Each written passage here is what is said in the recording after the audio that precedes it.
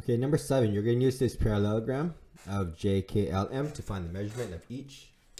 JK is 2B plus 3, and JM, where's JM, is 3A. Perfect. All right, let's find this measurement that this question is looking for. MJK, which is this, is what? Well, it's going to be opposite to this.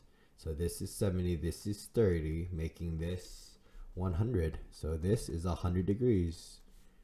Let's find JML, which is this.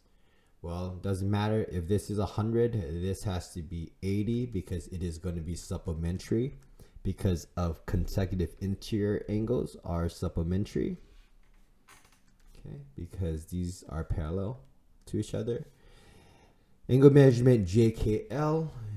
JKL is right here. Well, it is going to be opposite and congruent to JML. And let's look at KJL. KJL, which is just this part. KJL, which is just this part, which is just 30. It has to be congruent to this opposite 30 here. All right.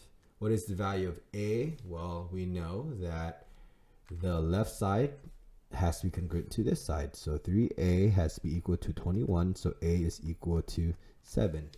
What's B? Well, we know that this has to be congruent to this. So 2B plus 3 is equal to 45.